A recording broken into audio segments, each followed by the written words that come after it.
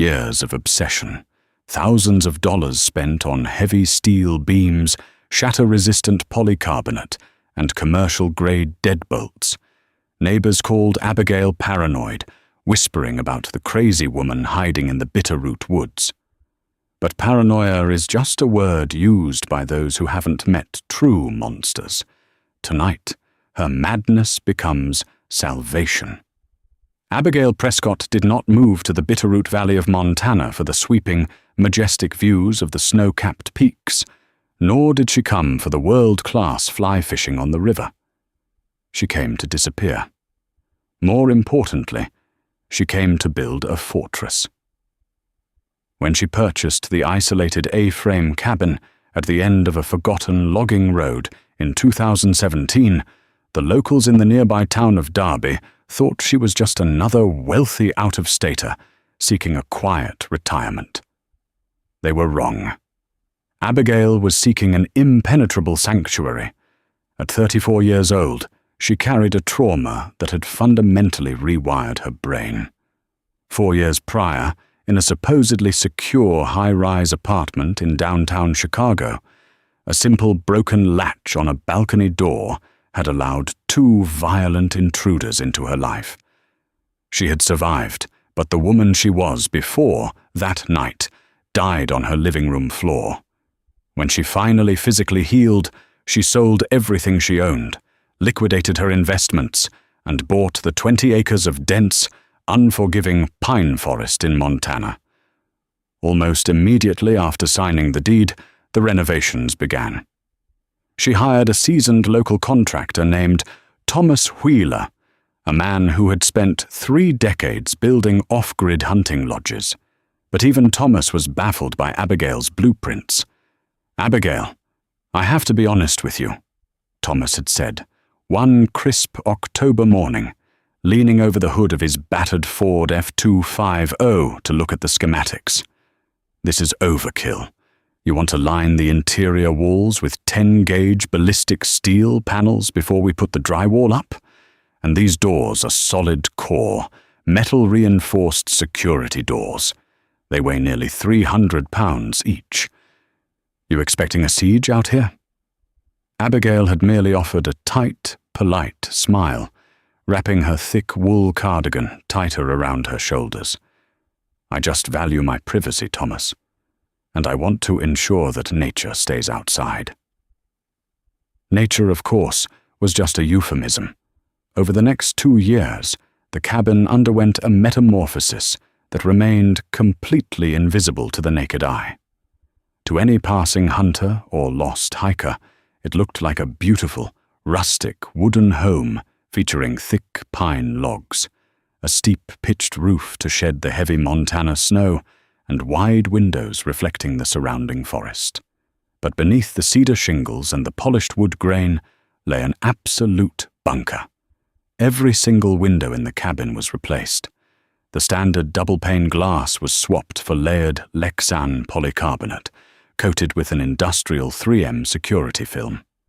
It was the kind of transparent armor used in bank teller windows, capable of stopping a sledgehammer dead in its tracks.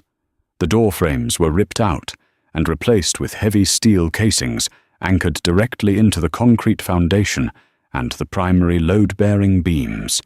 The hinges were heavy-duty, tamper-proof steel, and each door featured a 6-point locking mechanism that engaged heavy steel bolts into the frame at the turn of a single interior dial.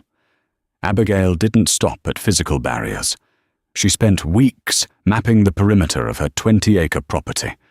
She installed a sophisticated, off-grid security system powered by a concealed solar array and a backup diesel generator housed in an underground bunker. Motion sensors were cleverly hidden inside hollowed-out birch stumps.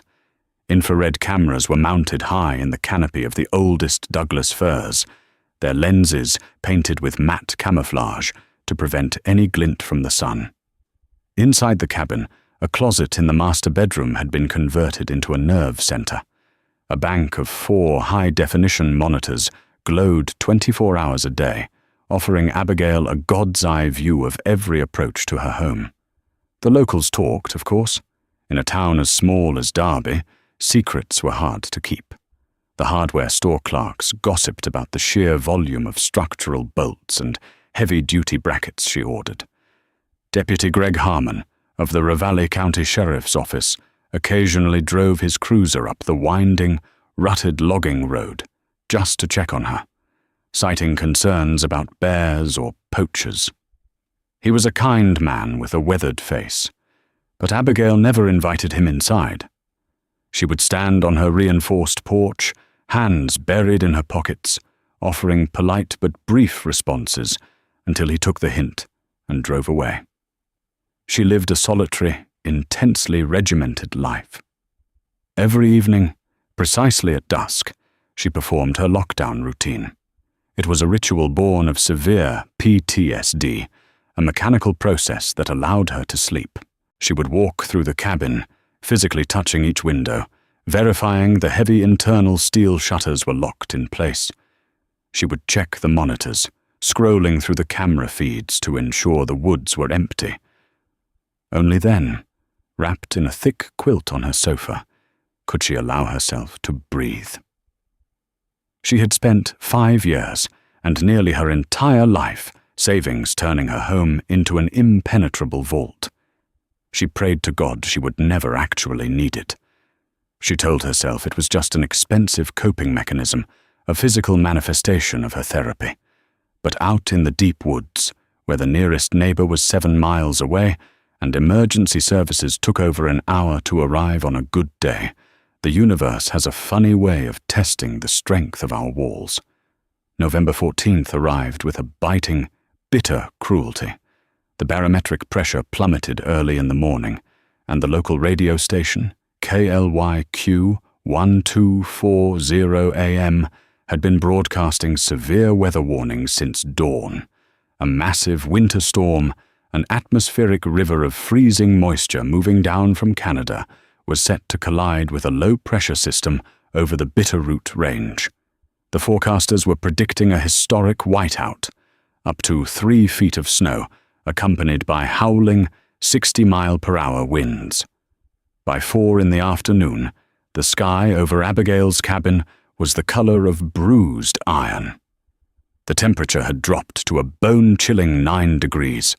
The wind began to shriek through the pine needles, sounding like a chorus of dying animals.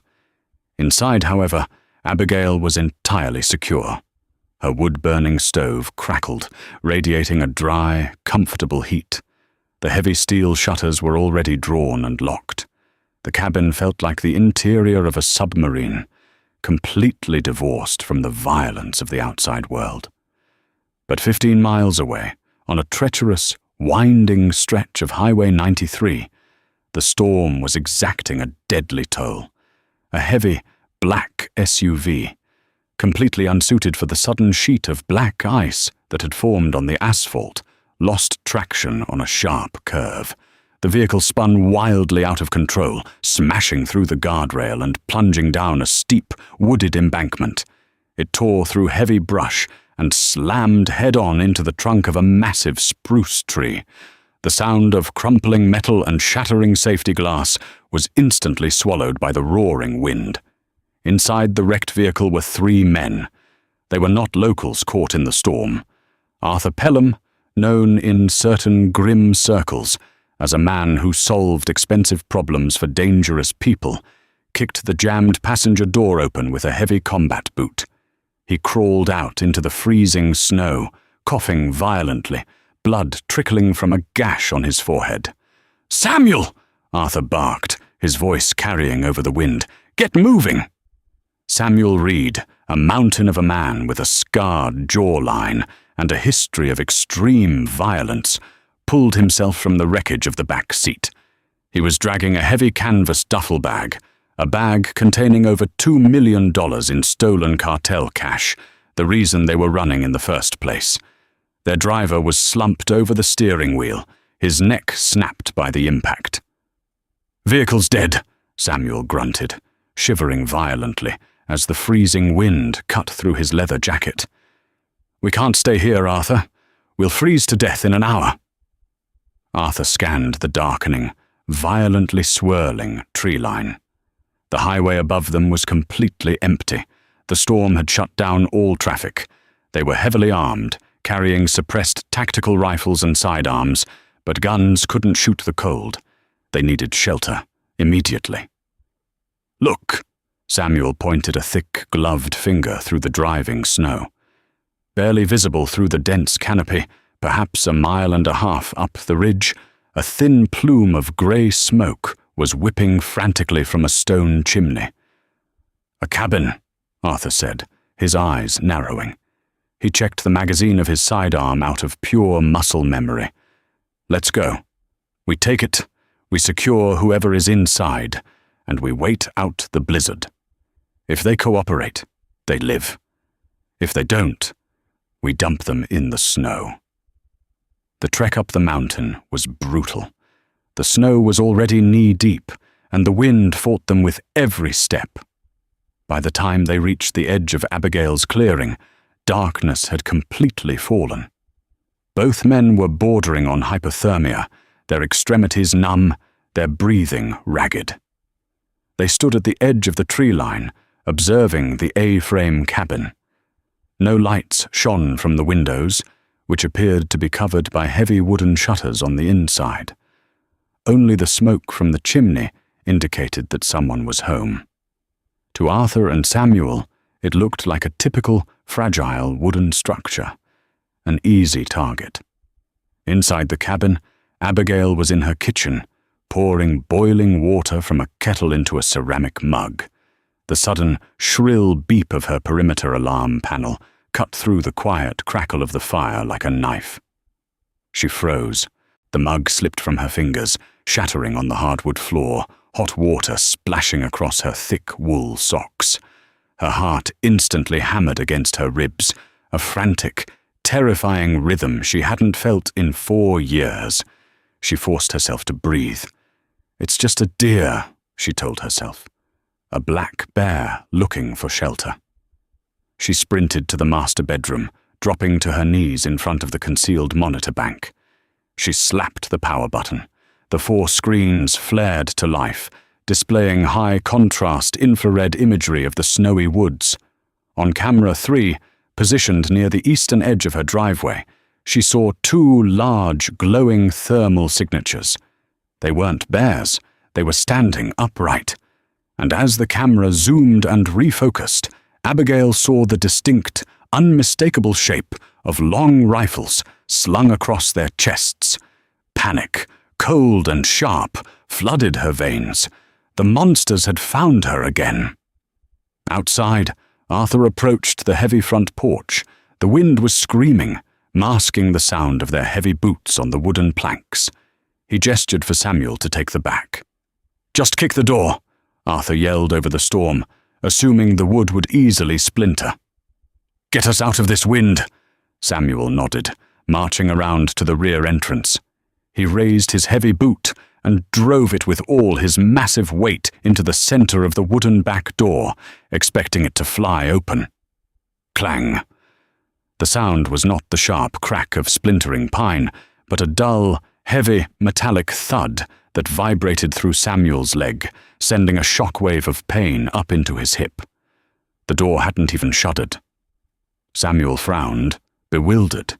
He took a step back, raised the butt of his rifle, and swung it brutally against the glass pane of the nearby kitchen window. He expected a satisfying crash. Instead, the rifle bounced off violently, tearing the weapon from his frozen grip and sending it clattering onto the porch. The glass didn't even scratch. "Arthur!" Samuel yelled, fear and confusion creeping into his voice. "Something's wrong." Inside, sitting in the dark glow of her monitors, Abigail Prescott reached under her desk and pulled a heavy, matte black shotgun from its magnetic mount. She racked around into the chamber. Her hands, which had been shaking moments before, were suddenly dead still.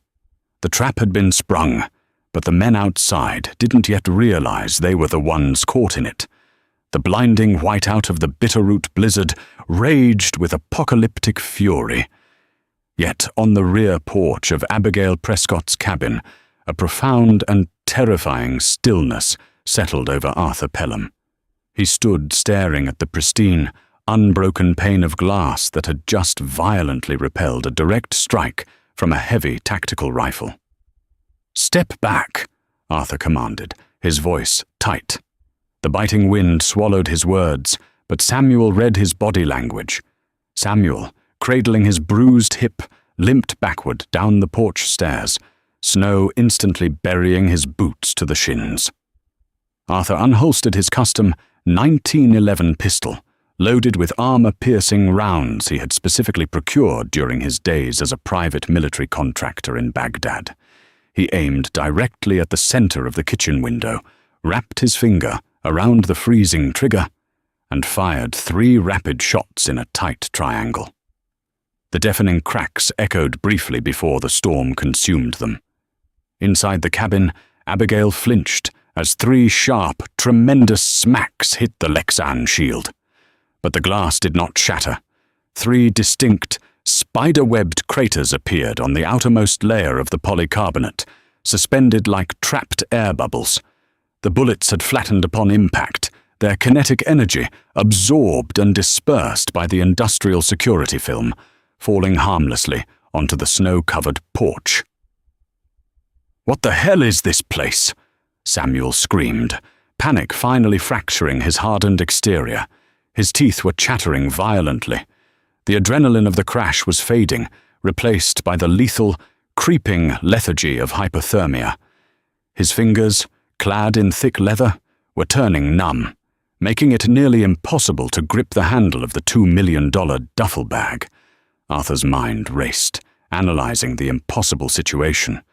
A remote cabin in Montana did not have ballistic-rated glass.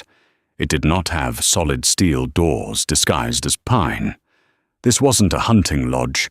It was a hardened installation, and they were standing outside of it, fully exposed to a storm that was dropping the wind chill to 30 degrees below zero. If they didn't get inside within the next 20 minutes, they would die of exposure. The cartel cash in the bag would be worthless. "There has to be a weakness," Arthur yelled, shining a heavy tactical flashlight across the exterior of the cabin. "A vent, a crawl space, a basement hatch. Nobody builds a vault without a back door." Inside her fortified nerve center, Abigail watched them move through the infrared feeds. Her breathing was slow, deep, and measured. The panic had subsided, replaced by a cold, calculating clarity. She had spent 5 years running every possible simulation in her mind. She had spent thousands of hours staring at these very monitors, imagining the monsters returning. Now that they were here, she realized something profound. She was not the victim anymore. She was the architect of their nightmare. She reached toward the control console on her desk and flipped a switch labeled Exterior PA. Outside, a sharp burst of static crackled from concealed, weatherproof speakers mounted under the cabin's deep eaves. The sound made both Arthur and Samuel freeze in their tracks. "You have 5 minutes to leave my property," Abigail's voice boomed over the howling wind. It was distorted, amplified, and entirely devoid of emotion. It sounded like the voice of a machine. "The nearest highway is 1.5 miles south. If you stay here, you will freeze to death. My home cannot be breached." Samuel spun wildly, trying to locate the source of the voice. "Open the damn door!" he roared at the unyielding wooden facade. "We have money. We'll pay you. Just let us in." 4 minutes and 40 seconds, the disembodied voice replied. "Arthur, my hands!" Samuel gasped, dropping his rifle into the snow. He clumsily tried to shove his frozen hands into his armpits. "We can't stay out here. We have to blow the door." Arthur grabbed Samuel by the collar of his heavy coat. "We don't have explosives, Samuel. Think, it's an off-grid cabin.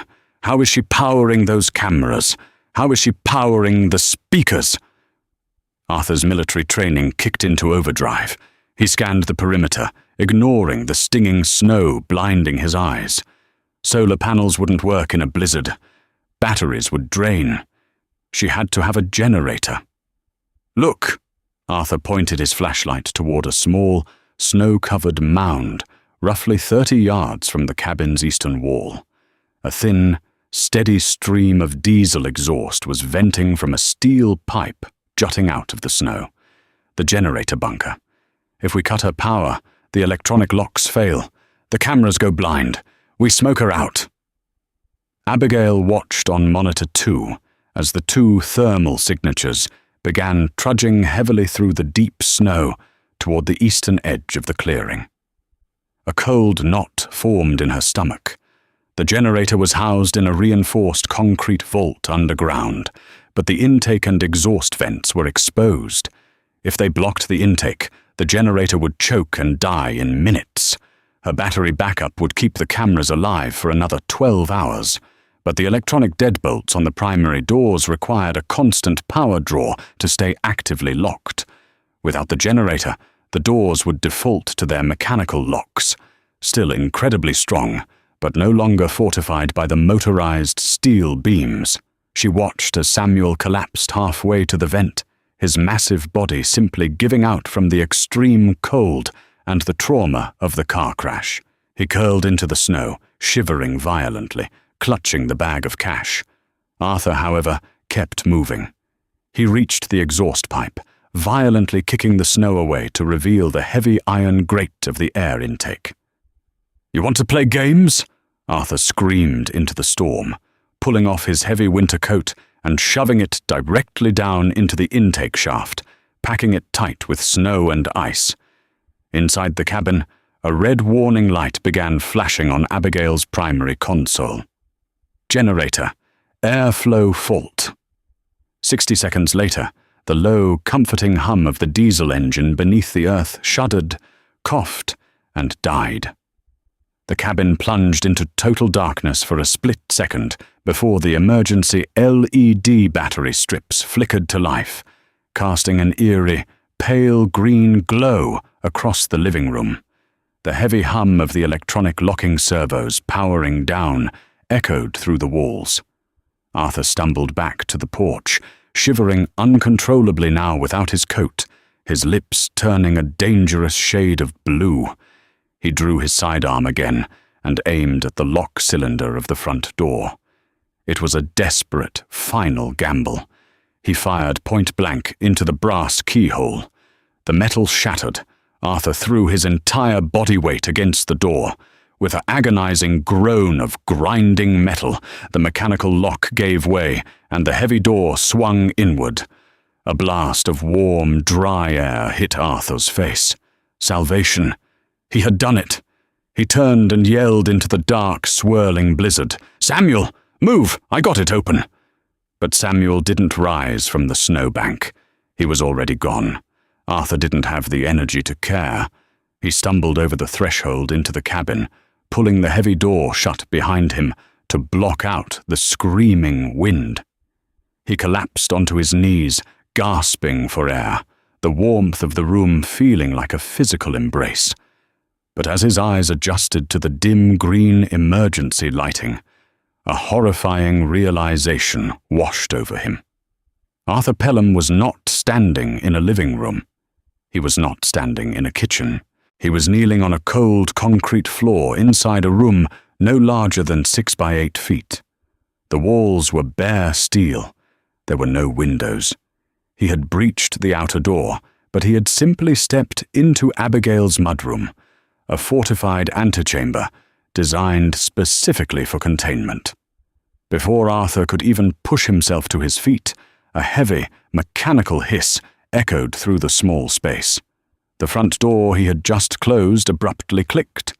A massive, electromagnetic lock, powered by an isolated, dedicated battery bank separate from the generator, engaged with a terrifying, final thunk. Arthur scrambled backward, throwing his hands against the interior door leading into the actual cabin. It was cold, solid, 10-gauge steel. There was no keyhole. There was no handle. It was completely flush with the frame. "Hey!" Arthur screamed, pounding his raw, frozen fists against the steel. "Hey, let me out of here! I'm in!" High in the corner of the ceiling, A tiny red LED flickered to life, a security camera. Beside it, a small two-way speaker crackled. "You are not in," Abigail's calm, level voice transmitted through the speaker. "You are exactly where I want you." "Listen to me," Arthur yelled, drawing his pistol and aiming it at the camera. "I will shoot my way through this wall. I have explosives. You open this door right now." "You don't have explosives," Abigail stated, watching him carefully from her monitor in the master bedroom. She sat perfectly still, her shotgun resting across her lap. "And you cannot shoot through AR-500 armor plating. You are in a thermal isolation chamber. The outer door you broke is no longer insulated. The temperature in that room will match the outside temperature in exactly 14 minutes. Arthur turned slowly to look at the front door. A brutal, freezing draft was already whistling through the damaged lock cylinder he had shot out. The residual heat in the mudroom was being sucked out rapidly by the raging blizzard outside. He was trapped in a steel box, soaking wet without a coat, in 30 below zero weather. "Please," Arthur's voice cracked, the hardened mercenary facade finally crumbling into absolute, primal terror. "Please, God, don't do this. We just wanted to wait out the storm. We have money. Millions. I'll slide it under the door. Please." "You brought violence to my door," Abigail said, her voice carrying the weight of years of silent, agonizing preparation. "I am simply leaving you to the elements. May God have mercy on you, because nature will not." The speaker clicked off. Arthur fired every remaining round in his magazine into the steel inner door. Sparks showered the tiny room, but the bullets simply disintegrated against the armor, leaving shallow, silver dents. He threw his empty gun against the wall. He screamed. He clawed at the concrete floor. He threw his shoulders against the immovable metal until his collarbone fractured. But the fortress didn't yield. Slowly, inevitably, the bitter cold claimed the space.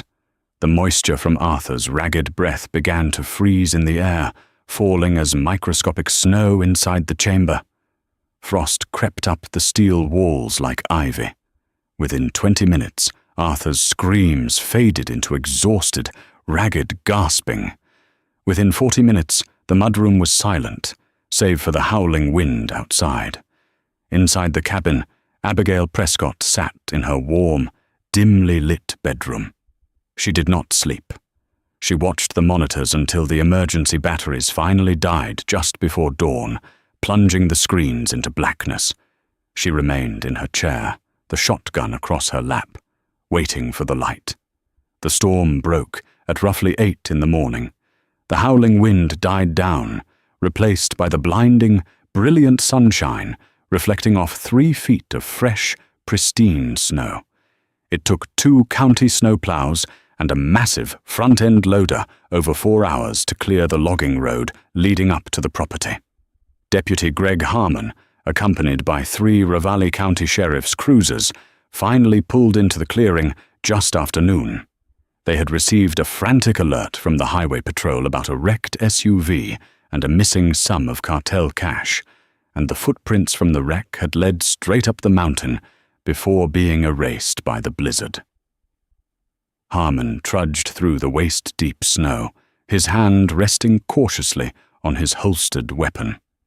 He found Samuel Reed first, a frozen statue clutching a heavy canvas duffel bag filled with bundles of $100 bills. Harmon approached the front porch. The door was slightly ajar, the lock mechanism shattered. He drew his weapon, pushing the door open fully. He stopped dead in his tracks. Lying on the concrete floor of the vestibule was the frozen body of Arthur Pelham, curled into a tight fetal position against the inner steel door. Harmon stared at the heavy, impenetrable inner door. He raised his fist and knocked, a hollow, metallic sound. "Miss Prescott," Harmon called out, his voice shaking slightly. "It's Deputy Harmon. Are you okay in there?" A heavy sequence of locks echoed from within. 3 distinct deadbolts retracted. The heavy steel door swung inward on its massive hinges. Abigail Prescott stood in the warm, brightly lit hallway. She looked exhausted, her hair messy, dark circles under her eyes. But as she looked past the deputy, out into the bright, snow-covered forest, her posture was remarkably straight. The fear that had dictated her life for the past 5 years was gone, replaced by an unbreakable, terrifying resilience. "I'm perfectly fine, Deputy," Abigail said softly, stepping over the frozen body in her mudroom without a second glance. The walls held. "What would you do if the monsters from your past finally caught up to you?" Abigail's terrifying story proves that sometimes the line between paranoia and survival is razor thin. If you are captivated by this intense, real-life story of preparation and survival against all odds, please hit that like button, subscribe to the channel, and share this video with your friends. Stay safe and always be prepared.